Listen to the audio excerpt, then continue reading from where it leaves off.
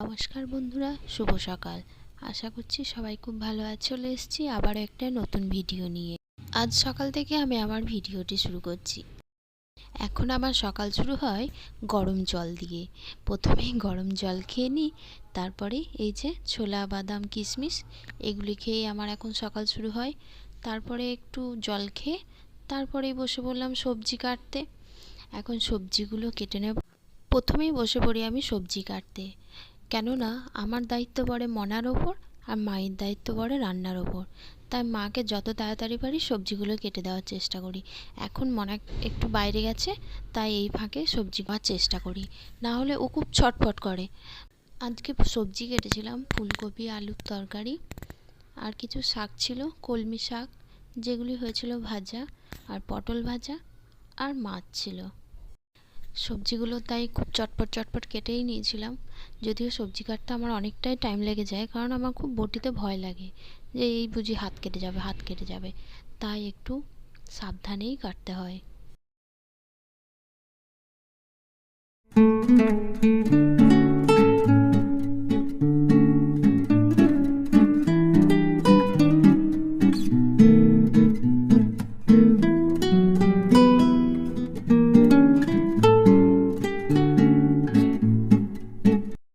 শেষ করেই আমি চলে এসেছি ওপরে। এই যে জানালাটা খুলে দিলাম দেখছো, এই জানালাটা দিয়ে না খুব ভালো রোদ ঢোকে এই রুমটাতে। দেখো, এই শীতের সকালে রোদগুলো, যেটুকুই রোদ আসুক না কেন, রোদটা খুবই ভালো লাগে। তো জানালা টানালা খুলে তারপরে দেখো বিছানা গুছিয়ে নিচ্ছি।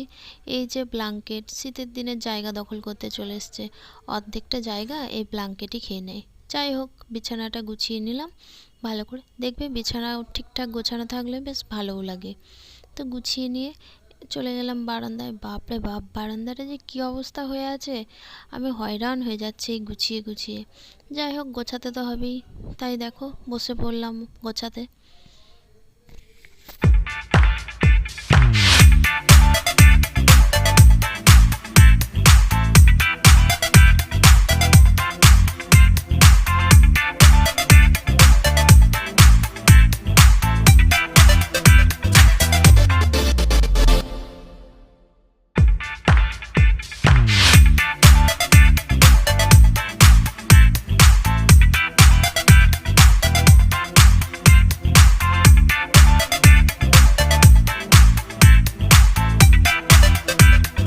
তো যাই হোক, ফাইনালি দেখো আমার গোছানো কমপ্লিট। সব গুছিয়ে নিলাম সুন্দরভাবে। এরপর চলে গেলাম আমি স্নান করতে। স্নান করে রেডি হয়ে আবারও চলে গেলাম ছাদে, ওই যে মেয়ের জামা কাপড়গুলো মেলতে। আজকে জানো তো প্রচণ্ড, মানে অনেকগুলো কাচাকুচি ছিল, যেগুলো কাচতে কাচতে আমার অনেকটা দেরি হয়ে গেছিলো। যাই হোক, সেগুলো সব কাচাকুচি করে নিয়েছিলাম। আর দেখো, প্রত্যেক দিনের মতো মেয়েও আমার সাথে চলে এসেছিলো ছাদে। আসলে ও হচ্ছে আমার সঙ্গ দেওয়ার জন্য আসে, আর ওর খেলতে খুব ভালো লাগে বলেছি না আগের দিনে। দেখো, ও এখন খেলতে ব্যস্ত। যাই হোক, ওর সাথে আমিও একটু ছোটাছুটি করে নিলাম ওকে আনন্দ দেওয়ার জন্য। দেখো, ও এখন খেলতে ব্যস্ত, আমার কোনো কথাই ও কানে ভরছে না। শুধুমাত্র ওই যে ছাদে কিছু পাথর আছে টুকটাক, ওই পাথরগুলো নিয়ে খেলবো বলে বসে থাকে ও। ও ওই পাথরগুলোকে ছেড়ে নিচে আসতে চায় না। যাই হোক, ওর সাথে একটু খেললাম, ওকেও ঘোরালাম, তারপর ওকে নিয়ে নিচে চলে আসলাম। নিচে চলে এসে আমরা দুজনেই একটু খাওয়া দাওয়া করে রেডি হয়ে নিলাম। আসলে হঠাৎ করেই বর বলছে একটু পানাগড় যাব। তো যাই হোক, ওকে নিয়ে একটু পানাগড় যাচ্ছি, তাই ওকে রেডি করে দিচ্ছি। কিন্তু ওই যে একই অবস্থা, ওকে রেডি করতে আমার এতটা পরিমাণে কষ্ট হয় কি বলবো। ও না চায় রেডি হতে, মানে না চায় ভালো জামা কাপড় পরতে, না চুল বাঁধতে, না খেতে, কিছুই করতে চায় না। এক প্রকার সব কিছুই ওকে আমার জোরপূর্বক করতে হয়।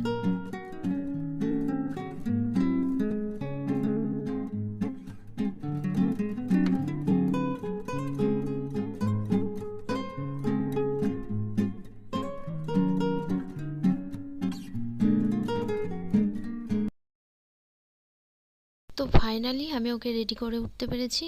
এই দেখো, ও এখন রেডি, আমিও রেডি হয়ে নিয়েছি। চলো এবার আমরা বেরিয়ে পড়ি বাজারের উদ্দেশ্যে।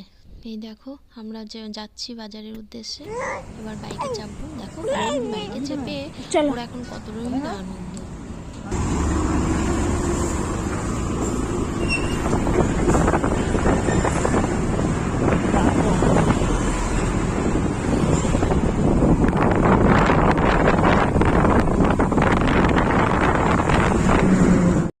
এবার আমরা চলে আসলাম পাম্পে। ওই যে গাড়ির একটু তেল ভরাচ্ছিল, তাই তেল ভরে নিলাম। চলো আবারও যাই। বাজারে গিয়েই প্রথমেই ঢুকে গেলাম একটা লালাপোসের দোকানে। আসলে মনাইকে খাবার খাওয়ানোর সময় ওর সামনের দিকে খুব জামাতে লাগাই, তাই ওকে খাবার খাওয়ানোর সময় যাতে পরিয়ে দিই আর যাতে জামাগুলোই না লাগে তার জন্য একটা লালাপোস কিনলাম।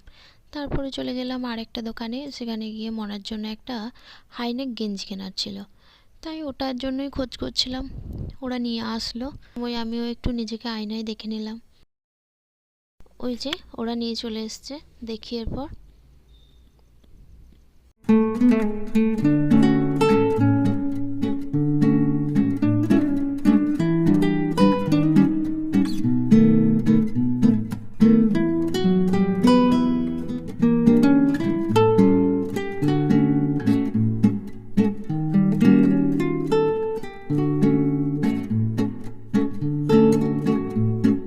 এরপর চলে আসলাম নিজের জন্য একটা দেখতে, কিন্তু নিজের জন্য খুব একটা ভালো পছন্দ হলো না, তাই সেটা না নিয়েই চলে আসলাম। একটা লেগিংস নিলাম আর মনার ওই গেঞ্জিটা নিয়েই আমরা চলে আসলাম দোকান থেকে।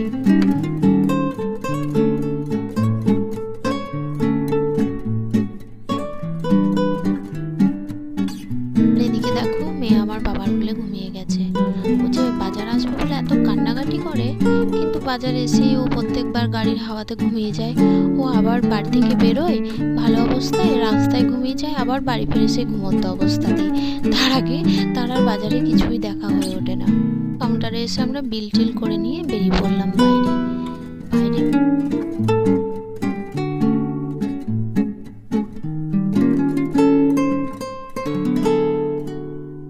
এবার টুকটাক কিছু ফল কিনে নিলাম। ফল কিনে আবার বাইকে চেপে চলে গেলাম মিষ্টির দোকানে। মিষ্টির দোকানে গিয়ে কি মিষ্টি খাবো খুঁজে না পেয়ে দেখলাম আজকে একটা নতুন মিষ্টি, কি যেন বললো নামটা, কি দুধপুলি না কি ক্ষীরপুলি, যাই হোক মিষ্টিটা খেতে কিন্তু দারুণ ছিল। আমার মনায়ও তখন না উঠে পড়েছিল। যাই হোক ওকেও একটু খাওয়ালাম, খাইয়ে দেখছি ও খুব আনন্দ পেয়েছে জানো তো। মিষ্টিটা মনে হয় ওর খেতে খুব ভালোই লেগেছে। আর বাড়ির জন্য একটু খেজুর গুড়ের রসগোল্লা নিয়ে নিলাম। আর এই দেখো, এই সেই মিষ্টি যেটা খেতে আমার খুব ভালো লেগেছিল। শুধু আমার না, আমার বর আমার মনায় দুজনেরই খুব ভালো লেগেছিল। যাই হোক মিষ্টিটা না খুব সুন্দর খেতে, এই প্রথমবার খেলাম তো বেশ ভালোই লাগলো।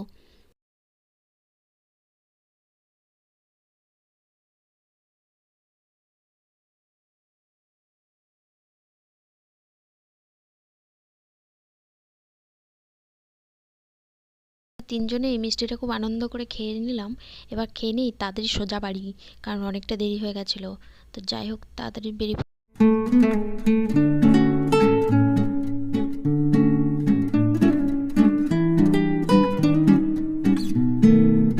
তো বাড়ি ফিরেই আমি নিজে একটু ফ্রেশ হয়ে ওনাকে এবার খাইয়ে দেবো। বললাম না অনেকটা দেরি হয়ে গেছিলো, তাই কি করব, এবার মনাকে খাওয়াবো। ওই যে আবারও লেট, ও তো সহজে খেতে চায় না, তাই ওকে খাইয়ে দিচ্ছি তাড়াতাড়ি যতটা তাড়াতাড়ি পাচ্ছি। তো যাই হোক আমি আজকে আমার ব্লগটা এখানেই শেষ করলাম। আমার চ্যানেলটি অবশ্যই তোমরা সাবস্ক্রাইব করে দিও, আর আমার ভিডিওগুলি ভালো লাগলে অবশ্যই লাইক কমেন্ট আর শেয়ার করে দিও। আজকের মতো টাটা বাই বাই, আবারও ফিরে আসছি নতুন একটা ব্লগ নিয়ে। আবারও দেখা হবে বন্ধুরা অন্য কোনো ব্লগে। আজকের মতো টাটা।